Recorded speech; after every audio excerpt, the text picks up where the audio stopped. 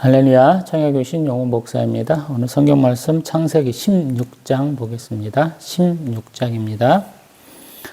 아브라함의 아내 사레는 출산하지 못하였고 그에게 한 여종이 있으니 애굽 사람이요 이름은 하갈이라. 사레가 아브라함에게 이르되 여호와께서 내 출산을 허락하지 아니하셨으니 원하건대 내 여종에게 들어가라. 내가 혹 그로 말미암아 자녀를 얻을까 하노라 하매 아브라함이 사레의 말을 들으니라. 아브라함의 아내 사레가 그 여종 애굽 사람 하갈을 데려다가 그 남편 아브라함에게 첩으로 준 때는 아브라함이 가나안 땅에 거주한 지 10년 후였더라. 아브라함이 하갈과 동침하였더니 하갈이 임신하매 그가 자신의 임신함을 알고 그의 여주인을 멸시한지라. 사레가 아브라함에게 이르되 내가 받은 모욕은 당신이 받아야 옳도다. 내가 나의 여종을 당신의 품에 두었거늘 그가 자기의 임신함을 알고 나를 멸시하니 당신과 나 사이에 여호와께서 판단하시기를 원하노라. 아브라함이 사라에게 이르되 당신의 여종은 당신의 수중에 있으니 당신의 눈에 좋을 대로 그에게 행하라 하매 사라가 하갈을 학대하였더니 하갈이 사라 앞에서 도망하였더라.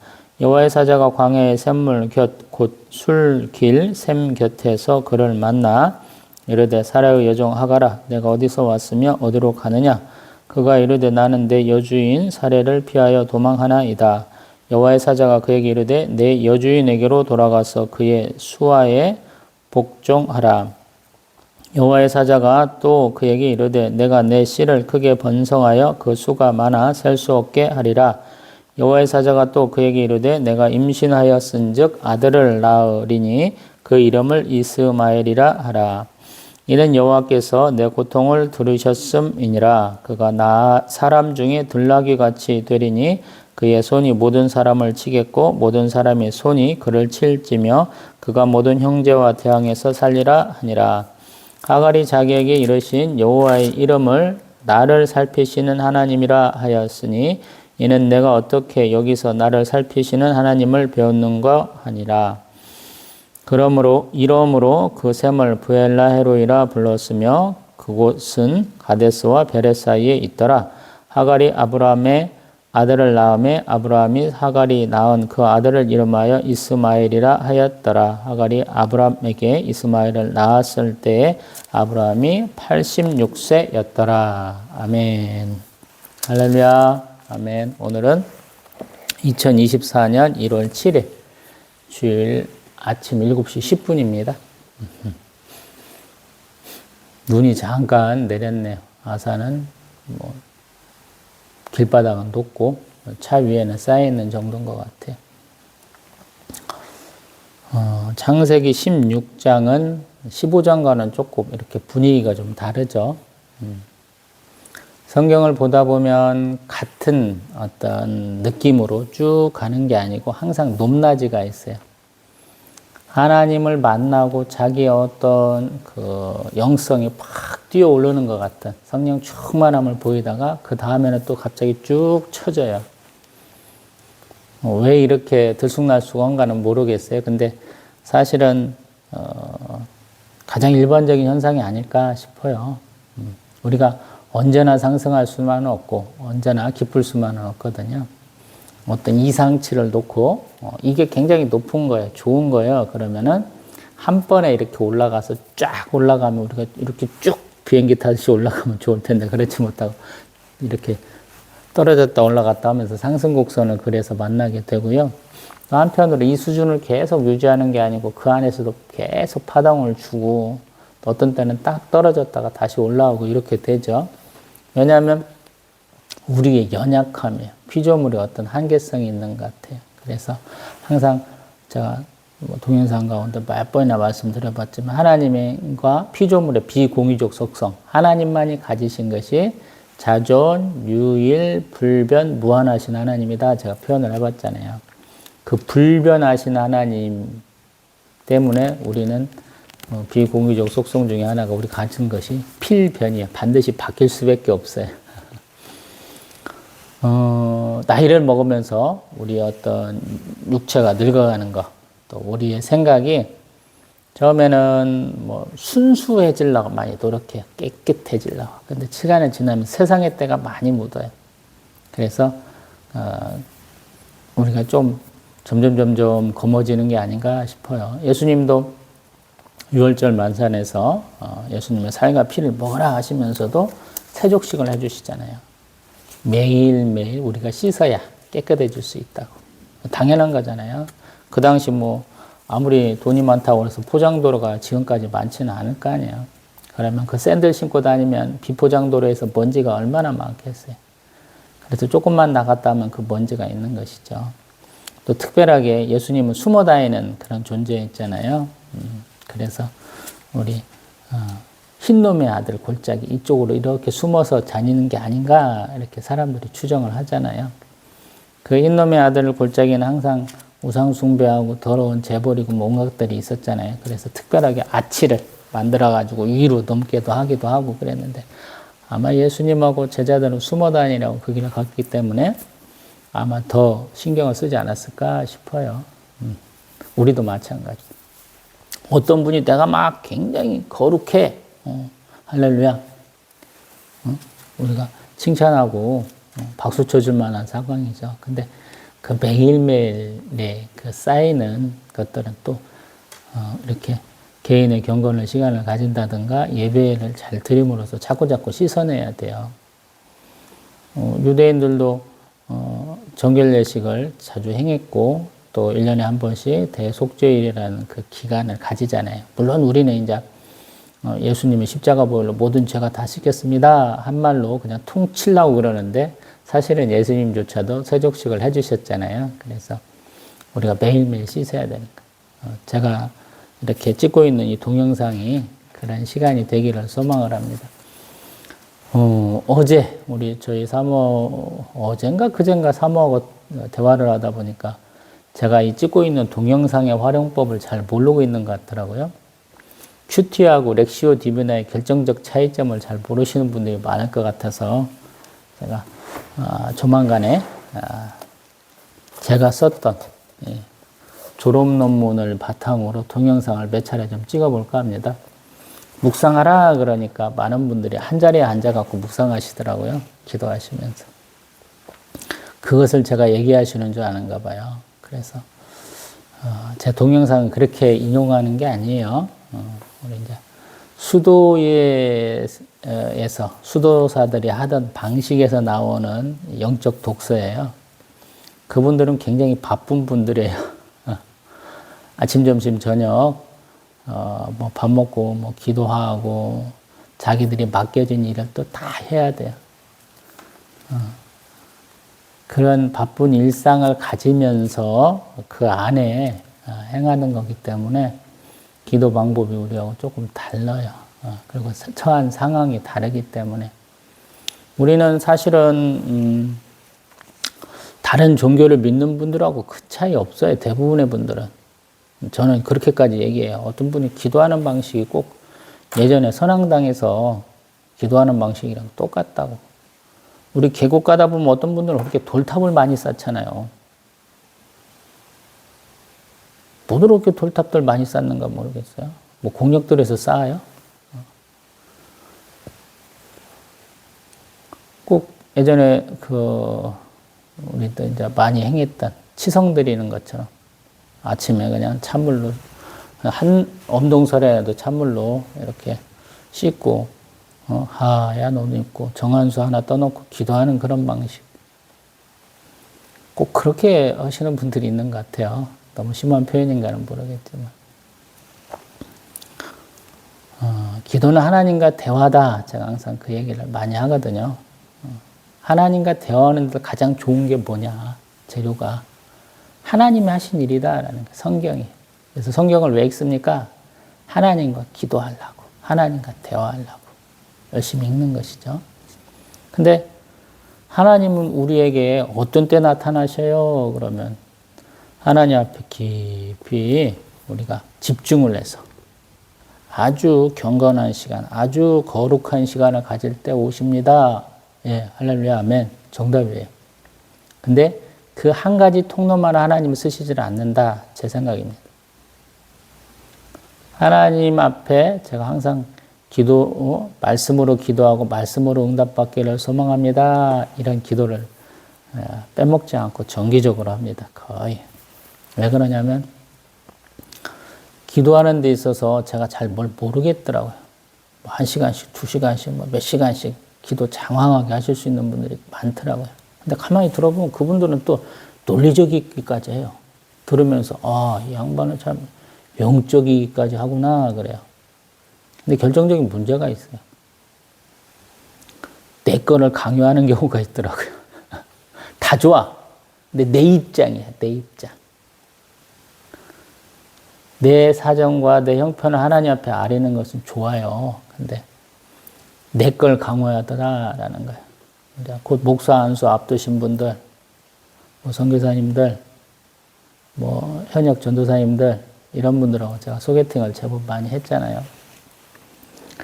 뭐 다른 교단 분들도 많았고, 근데 항상 아쉬운 게 뭐냐면 내 것이 우선이더라라는 거예요. 내 눈앞에 펼쳐 있는 그 당면한 상황이 더 중요하더라라는 거예요. 근데 저는 항상 그렇게 생각 안 해요. 중요한 것과 급한 것 중에서 무엇을 먼저 하라 그러면 저는 항상 중요한 것 먼저 하라고 그래요. 중요한 게 중요해요. 급한 것은 내 판단이에요. 대부분의 경우에. 중요한 거, 하나님 앞에 나가는 거, 하나님과 교제하는 거, 하나님 뜻에 순종하는 게 중요해요. 온갖 문제 갖고 우리가 급하게 기도하잖아요. 저라고 급한 일 없겠어요. 많죠. 근데 그래도 하나님 앞에 제가 더 순종하고 충성할 수 있는 것, 더 중요한 것을 하라라고 항상 얘기를 하고 저는 그렇게 따라왔던 것 같아요. 물론 이제 아닐 때도 많지만 그러려고 의식적으로 노력은 해왔어요. 기도도 마찬가지예요. 우리 묵상하라 그러면 되게 큐티식으로 해요. 큐티의 장점은 뭐예요? 일정 시간을 들여서 일정 분량의 성경을 읽고 그 중에서 은혜를 받고 또 하나님과 이렇게 기도한다라는 거잖아요. 근데 그 문제가 뭐냐면 일정 시간과 일정 기간이에요. 딱 정해진 때라는 약점이 있어요. 제가 볼 때는. 렉시오 디비나의 장점은 뭐냐면 정해진 때와 장소가 없어요. 내 일상생활을 하면서 하나님이 나에게 말씀하시는 것을 듣고자 하는 거예요. 그래서 기도 중에 응답 못 받아도 괜찮아요. 예배 중에 응답 못 받았어요? 상관없습니다. 지나가다가 보이는 뭐 간판, 뭐 말씀으로 된 뭐 플랜카드나 이런 것도 많이 있을 수 있잖아요. 동영상 봤어요. 저도 유튜브 동영상 많이 보니까요. 그 중에서 하나 나오는 성경 문구도 충분히 대답이 되고요. 어떤 사람하고 대화하다가 안 믿는 사람에도 상관없어요. 하나님의 대답은 그것이 성령님 알려주세요. 자꾸 기도하면 감동이 와요. 그런 연습을 좀 해보시면 돼요.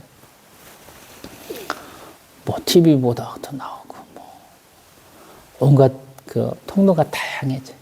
그러라고 제가 이 동영상을 찍는 거예요. 기본적인 배경. 응답의 통로를 하나나 두 개밖에 안 가지고 계신 분들은 더 넓히시라는 거예요.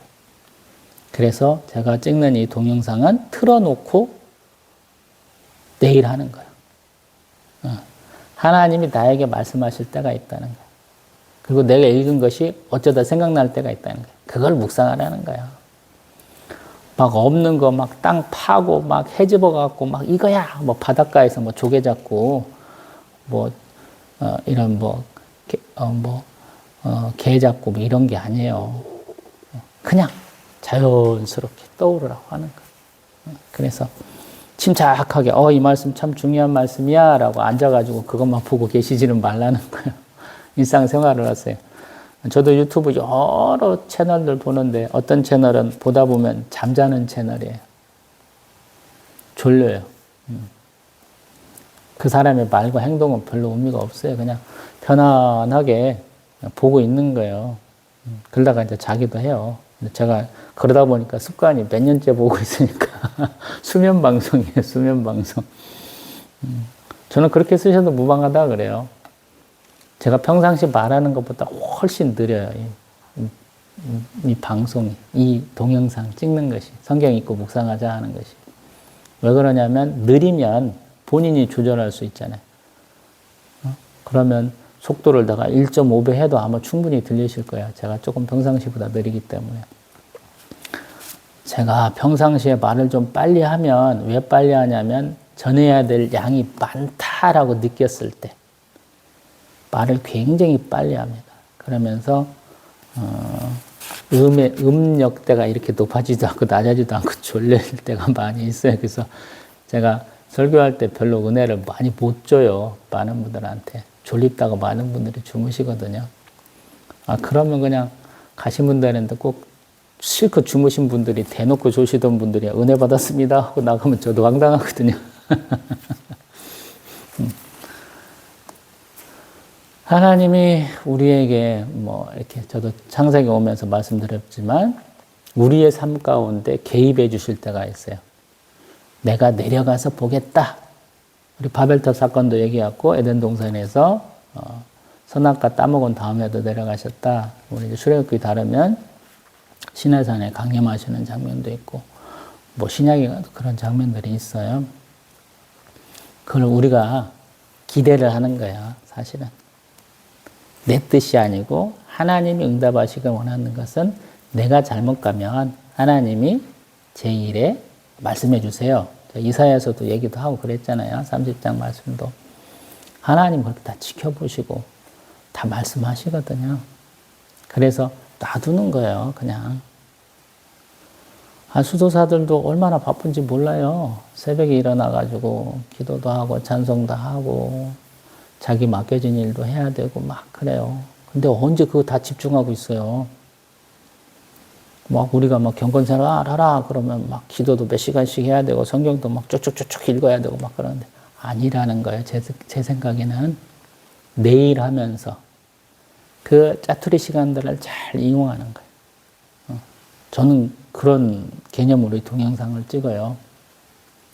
저도 아무것도 하는 거 없는데 전임으로 이사회 가면서 성도도 없는데 그래요. 저 하루 종일 놀 때 되게 많아요. 왜 노는지 아세요? 사람이 뭐에 집중하면 그걸로 쫙 달려가요. 우리 베테랑들 된다고 그러잖아요. 일도 참 잘하시는 분들, 손기술도 좋은 분들은 그걸 했기 때문에 눈 감아도 하시는 것이고 남들보다 더 잘하게 되는 것이거든요. 근데 하나님 앞에서는 그게 큰 도움이 안 돼요. 하나님 앞에서는 다른 우리 마음가짐을 가져야 되거든요. 오죽하면 우리 사마리아 수가성 여인에게 예수님께서 영과 진리로 예배하라 그러잖아요. 맨날 장소만 문어대는 그 연인한테 내가 예배 드릴 수 있겠습니까? 예수님 직접적으로 물어갖고 깨닫게 해주시잖아요. 나 남편도 많이 갈았는데 재혼에 재혼을 거듭했는데 되겠어요? 괜찮다는 거. 예배의 대상이신 하나님. 또 우리가 예배를 어떻게 드리는가만 얘기하시잖아요. 예수님께서. 그래서 그런 거예요. 쉽게 말하면. 말씀 읽고 묵상하고 기다려야죠. 많은 분들이 저한테 그런 소리도 얘기하더라고요. 저는 굉장히 그분을 우습게 생각하는데 기도 몇 시간 한다고 자랑하더라고요. 내가 기도하고 있는데 하나님이 응답하실 때까지 기다려야지 왜 그거를 급하게 하냐고 이렇게 묻더라고요. 그래서 너나 잘하세요 그랬더니 확실하게 사고를 치고 오시더라고요. 기도 응답은 하나님이 떼어야 하는 거예요. 하나님 앞에 앉아갖고 내가 기도 응답하실 때까지 안 일어날 거예요. 이런 바보짓 좀 하지 마세요. 우리 여성 교육자들이 그런 경우가 굉장히 많더라고요. 제가 보면서. 너는 뭔데 하나님한테 강요하냐? 제가 그래요. 하나님 말씀하시면 제가 순종하겠습니다. 이런 태도가 없더라고요. 유명한 목사님들이 그걸 굉장히 강요하더라고요. 부흥사들이 특별하게 그걸 강요를 하더라고요. 산기도 하는데 가가지고 불을 막 빠락빠락 소리 지르면서 막 온갖 산짐승들 다 들짐승들 다 깨우고 놀라게 하면서 하나님 응답하시라고 막 강요를 하더라고요. 그 제대로 된 태도인가 모르겠어요. 이 렉시오 디미나는 그냥 하나님께 전적으로 맡기는 거야. 그런 게 없어요. 큐티는 오늘 이 시간에 승부를 봐야지. 렉시오 디미나는 그게 없어요. 왜냐하면 죽기를 각오하고 예수의 그 고난을 저의 삶에서도 채우겠다. 예수의 고난과 같이 나도 내 고난을 온전히 채우겠다는 각오로 하신 사람들이에요. 그게 수도사들이. 제가 그 얘기를 조금씩 해볼 거예요. 그래서 오늘 내가 동굴이나 무덤이나 어디 광야에서 열심히 뭐 이렇게 수련을 하고 있어요. 경건 생활을 하고 있어요. 근데 내가 오늘 누군가가 안 주면 굶겠다 이런 각오가 돼 있는 사람들.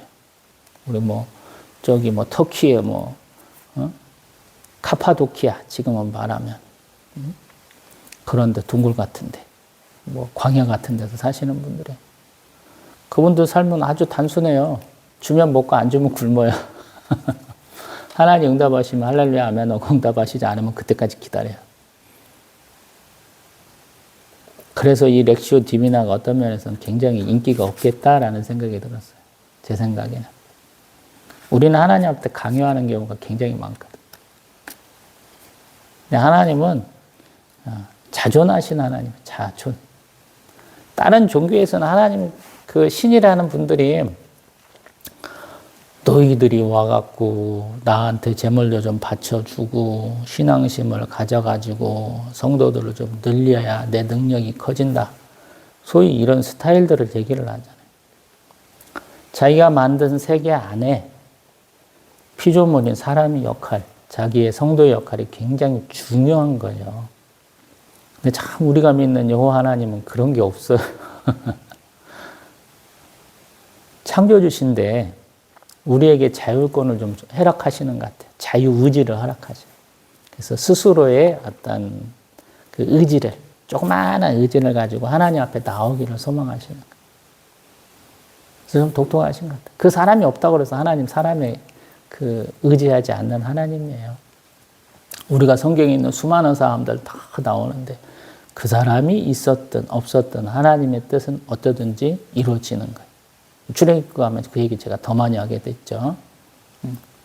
지금 이제 제가 미리 창세기를 다루면서 내가 먼저 창세기를 해보고 동영상을 찍어야 되겠다 하고 시작을 했는데 지금 거의 이제 신명기가 끝나가요. 모세 오경을 다시 한번 먼저 거의 해본 상태에서 지금 창세기 부분 다루게 되니까 더 은혜로운 것 같아요. 성경이 굉장히 어려워요. 왜냐하면 구약은 유대인들이 쓴 것이고 신약은 기독교인들이 쓴 것인데 이 유대교와 기독교가 같으면서도 달라요. 해석에 있어서 구약의 말씀을 온전히 다 따른다라고 하시는 예수님과 함께 그것과는 많이 벗어나서 오히려 구약에서 얘기한 것에 반대로 얘기하는 신약의 부분도 굉장히 많습니다. 왜 그러냐면 구약에서 말했던 유대인들 그 당시에 생각했던 것이 시대를 지나면서 맞지 않는 거예요. 하나님 뜻에. 그래서 성령의 감동을 받은 영성 있는 저자들이 그 말씀을 해석을 다르게 하는 거예요. 그래서 영성 있는 저자의 해석이다 하는 부분들을 읽어보다 보면 많이 다른데 이렇게 돼. 그래서 제가 한편으로 성경을 교과서다, 참고서다, 문제집이다 하면서도 성경은 서로 친다. 또 서로 합력한다. 이런 표현을 제가 좀 하고 있어요. 왜냐하면 반대되기도 하고 설명도 해주고 그래요. 우리 하갈이라는 사람을 이렇게 보면 굉장히 부정적이죠. 믿음의 계보. 우리 히브리서 11장. 믿음의 사람들 얘기하면서 또 우리 사도 바울이 얘기하는 그 어조내에서 하갈을 굉장히 부정적으로 얘기를 하거든요. 뭐 충분히 그럴 수 있다고 생각이 들어요. 근데 하나님이 하신 언약의 당사자이자 언약의 보증자로서의 하나님의 모습을 가지고 창세기 16장부터 하갈의 모습을 본다면 하나님은 미쁘신 하나님, 신실하신 하나님이에요. 말하신 것을 지키신 하나님이에요. 왜냐하면 하나님이 축복의 대상으로 지정한 것, 그 사람이 누구냐면 하갈이 아니에요. 아브라함이에요, 아브라함. 아브라함에게 복 주시고 아브라함과 관계된 사람들도 당연히 복을 받게 되어 있는 것을 얘기를 하는 거거든요. 그래서 감사한 거예요. 신앙생활도 그래서 잘해야 되는 거예요. 한편으로 보면. 제가 큰 교회 가지 말고 작은 교회 가세요. 그러면서도 한편으로 조금 그런 부분에서 좀 문제가 많기도 해요. 저도 이제 개척교회에서 지금 가정교회로 바뀌었다 그러는데 한편으로 보면 정통신앙에서 조금 벗어나 있어요.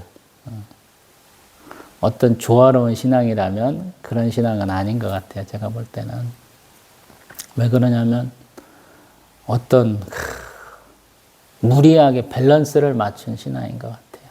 정통신앙이라고 하는 것 자체가 유대교인들이 말하는 것도 아니고 사도들이 말하는 것도 아니고 로마 시대 또 우리 교황 시대를 또 우리 종교 개혁 시대를 벗어난 미국식 그 변형된 것을 받아와가지고 다시 한국식에 또 변형을 겪은 우리 신앙인 것 같아요. 어제도 이제 제가 처갓집에 가가지고 아버님 장인어른하고 장모님이랑 간만에 한 시간 정도 대화를 해보는데 제가 그 얘기를 한번 해봤어요. 정치 얘기를 좀 하다 보니까 곳간에서 인심난다. 부하게 사는 사람은 부하게 그 티가 나요. 좀 여유로워요. 사람들 대하는 게. 막 절박하지 않아요. 저는 아주 절박하지는 않은데 아주 유하지도 않아요. 좀 어중간해요. 아버지가 저를 얻으시면서부터 집안 살림이 많이 폈다 그래요. 왜 그러냐면 통일벼쌀이 전국적으로 재배되기 시작하면서 그 농업 생산력을 엄청나게 높여줬어요.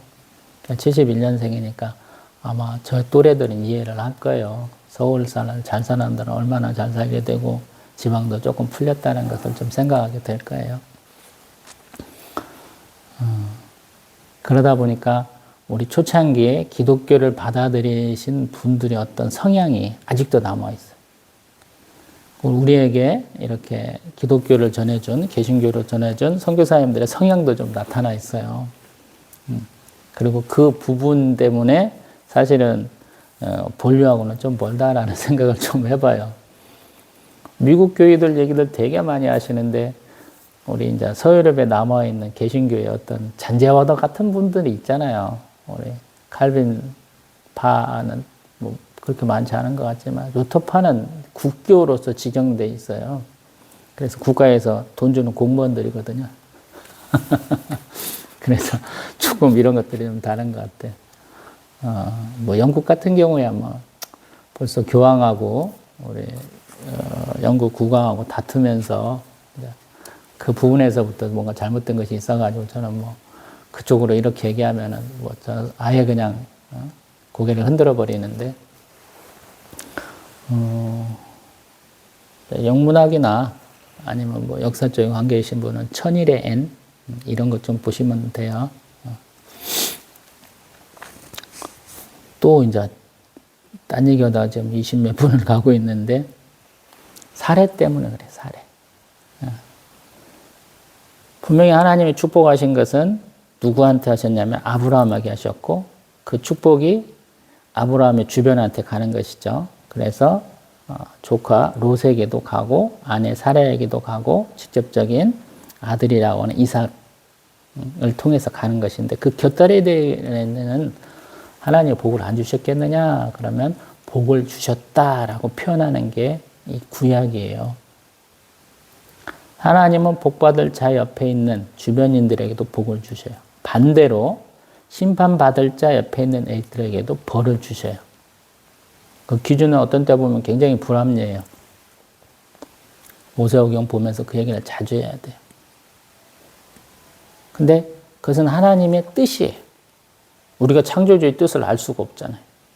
그래서 가타부타 말할 필요가 없거든요. 그래서 읽어보면 돼요. 내 삶에도 그런 게 많이 나타날 거예요. 아마 신앙생활을 저는 좀 오래 한 사람들이 봤으면 좋겠다는 생각을 하거든요. 왜냐하면 오래 하면 할수록 의문점들이 많아요. 제 생각에는. 저도 이 졸업 논문 쓰고 지금 한 1, 2년 지난 것 같아요, 벌써. 그래서 이 렉시오 딥이나 제가 쓴 논문대로 제가 살았는가 한번 점검할 기회를 하나님 오늘 아침에 주셨다라는 생각이 들어서 한번 읽어보고 조만간에 한번 몇 시간에 걸쳐서 한번 다뤄볼 생각입니다. 지금 좀 조급해하는 모습이 있어요. 왜 조급해할까 보면 하나님이 쓰실 때 그 말씀의 당사자가 내가 될지 안 될지에 대한 확신이 없는 거예요. 분명히 아브라함에서 몸에 난 씨에서 하나님이 자손이 생기게 나겠다 하셨어요. 근데 우리 사례는 그러면서 고통을 받는 거죠. 왜 그러냐면 내가 아브라함의 아내인데 혹시 내가 아닌 다른 여자를 통해서 얻은 아들이 이 남자의 내 남편의 자녀가 되지 않을까라는 기대를 했다는 거예요. 10년 만에. 많이 참은 거죠. 어떻게 10년을 참는가 모르겠어요. 그리고 상황이 좀 바뀌었잖아요. 북방왕들하고 싸워서까지 이겼잖아요. 그의 명성은 계속 커져가요. 그러면 그를 따르는 무리 가운데서 정치적으로 보면 항상 후계자 문제가 도드라지게 마련이거든요.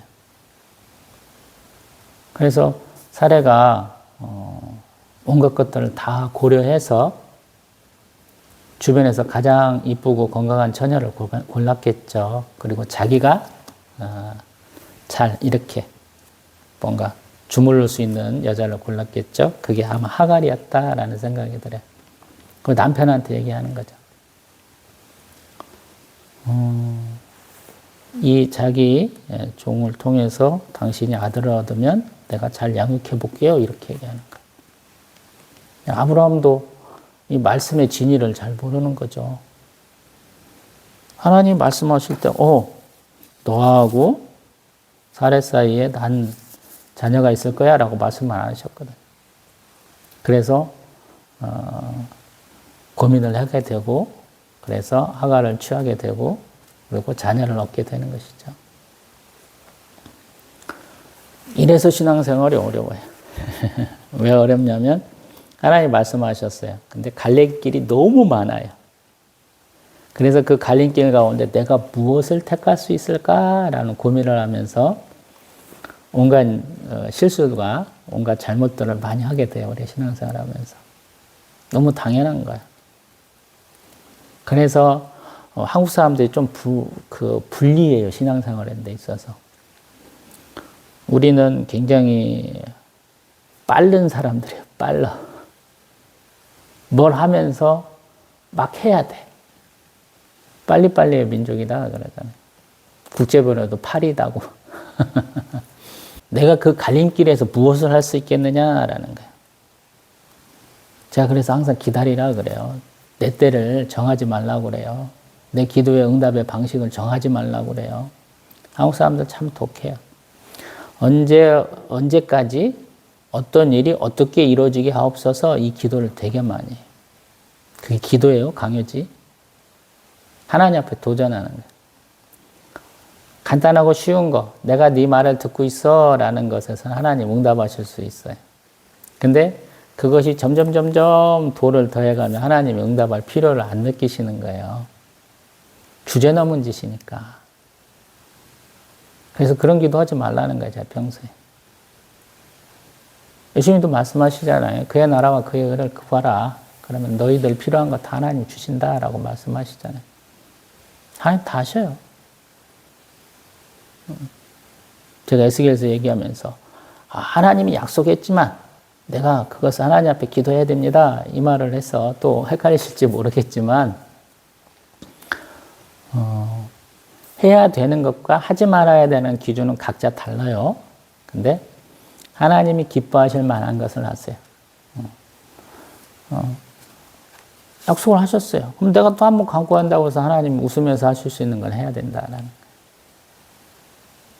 그래서 제 동영상이 어떤 면에서는 의미가 없어요. 왜냐하면 저는 항상 이런 얘기를 하거든요. 사람을 앞에 놓으면 만나서 대면하면 이쪽으로 너무 치여 있으시면 제가 이쪽 얘기를 많이 해요. 중앙으로 오라고. 반대로 이쪽으로 치우쳐 있으면 제가 이 얘기를 많이 합니다. 이렇게 높이 올라가 있으면 제가 밑에 얘기를 되게 많이 해서 내려줘요. 신앙은 하나님 앞에 나아가서 하나님과 대화하듯이 하는 거예요. 근데 하나님 앞에 나아갈 때는 겸손하게 나가야 돼요. 세상 앞에서는 강하고 담대한 자로 나가야 돼요. 근데 반대로 하신다고 제가 언젠가 한번 말씀드려봤잖아요. 여기도 해석이 그렇게 해야 되는 것 같아요. 하나님 말씀하셨어요. 그러면 좀 기다려야 돼요. 근데 그 기다리는 시간이 내가 생각하는 것보다 훨씬 길 수 있어요. 25년 걸렸잖아요. 10년은 짧은 기간이었어요. 그 자기 나름대로 방식으로 뭔가 계획을 하고 행하다 보니까 하갈이라는 이 여종이 우리 사례를 업신여기기 시작하잖아요. 이게 무기가 된다는 걸 알았잖아요. 이 사람들이 왜 나를 첩으로 들이는가를 깨닫게 되면서 우리 뱃속에 아기가 생기면서 혹시라도 이게 사내 아이다라는 것이 분명해지면 더 난리를 치는 거죠. 그래서 내게 필요한 것은 하나님이 말씀하신 자지 너 같은 사람의 자녀가 아니야 그러면서 툭 내버리잖아요. 근데 하나님은 말씀하시잖아요. 너의 자손에게 복을 주겠다라고 말씀하셨고 그걸 기억하시고 도망가는 어찌보면 고향 땅으로 돌아가고 있는 우리 하갈을 만나서 다독이시는 거죠. 순종해 말씀하시는 거예요. 이제 하갈은 본바탕에 있어서 또 그 짓 안 하다가 또 사고를 치죠. 다음에 또 사고를 친다 그래요. 사람은 잘 안 바뀌어요. 근데 하나님 불변하신 하나님이라 기회를 또 한 번 또 주세요. 제가 그래서 이 동영상 찍고 있는 거예요. 아마 제가 사고 되게 많이 친 사람이니까. 하나님이 용서하시고 또 용서하시고 너 같은 놈도 있다는 걸 네 입으로 말해봐 라고 시켜서 제가 이렇게 하고 있는 걸 거예요. 그래서 하나님 감사하신 하나님이에요. 10년도 짧아 이렇게 말씀하시죠. 우리는 10년이면 강산 변한다고 많이 참았다라고 생각하잖아요. 오늘 제가 이 말씀하면서 때우는 것은 나 9년 차인데 10년 차도 부흥 못 할란갑다. 그 걱정과 함께 그래도 충성하자. 목회 은퇴하시고 많은 데서 불러주셔서 행복하다는 목사님 제가 뵙고 축복기도도 받았다고 언제 한번 말씀드려봤죠. 하도 동영상 찍었다 지웠다 그래서 한 기억은 안 할 수도 있었는데 그렇게 말씀하신 적이 있어요. 그리고 이제 14절 부엘라 헤로이 부엘은 되게 우물이라는 뜻이에요. 그래서 라헬로이 뭐라고 뜻하냐면 우리 해석이 나를 살피시는 살아계신 이의 우물 우리 성경에 얘기하죠. 나를 지켜보시는 살아계신 하나님. 아멘. 나를 지켜보고 계세요. 내가 무슨 말하고 무슨 생각하고 어떻게 행하는지 다 알고 계신다라는 거. 그래서 하나님이 어떤 때는 가볍게 토닥이시고 어떤 때는 조언하시고 어떤 때는 강하게 때리시고 깨닫게 하시는 거예요. 하나님 어떤 하나님이냐. 그래서 참 감사한 거예요. 하나님 그냥 말씀하시고 잘해. 아무 말도 안 하시고 잘하고 있네. 구체적인 피드백이 없으면 우리가 깎아보잖아요. 근데 하나님 피드백을 하셔요. 네가 잘하고 있어? 네가 못하고 있어. 그 시간인 거예요, 사실은. 렉시오 디비나가 별게 아니고요. 기본적으로 기다리는 거예요, 기다리는 거. 오늘 이 시간에 뭔가 은혜를 받겠습니다. 아니에요. 은혜를 받는 방식도 많이 다르다고 그랬잖아요, 제가. 하도 여러 사람한테 말해갖고 동영상에서 말했다라고 생각하지만 또 한 번 말씀드려 볼게요. 오늘 주일날이에요. 은혜를 어떻게 받습니까? 은혜를 사모하면 은혜를 받습니다. 내가 이 예배에 가겠다라고 마음 먹고 준비하는 그 시간부터 예배의 시간이에요. 저는 은혜의 시간이다 불러요. 가면서 은혜 받고 만나는 사람한테 은혜 받고 설교 듣고 은혜 받고 예배드리다 은혜 받고 기도하다 응답 받고 교제하다 은혜 받고 오면서 은혜 받고 응답 받는 방식도 다양하고 은혜 받는 방식도 너무 다양해요. 그래서 내가 스스로 정할 필요 없어요. 우리 전도대원들 그런 말씀 많이 하잖아요. 오늘 우리가 누구누구를 교회에 초청했는데 목사님 설교가 꼭 그 사람들을 감동시키게 해주세요. 붙들게 해주세요. 그 기도를 많이 했잖아요. 저도 한때 전도대원이었으니까 꼭 그럴 필요 없어요. 하나님 쓰시는 방식은 너무 다양해요. 그래서 하나님 은혜를 사모하면 되고 내가 그런 삶을 살면 돼. 요즘에 그런 경우가 너무 드물어졌잖아요. 많은 분들은 어떤 분이 뭐 때문에 좋아 그러는데 저는 그거에 은혜를 안 받더라고요. 무소유를 실천하신 목사님이더라고요. 평생 동안 자동차가 없었어. 평생 동안 자전거만 타고 다녔었어.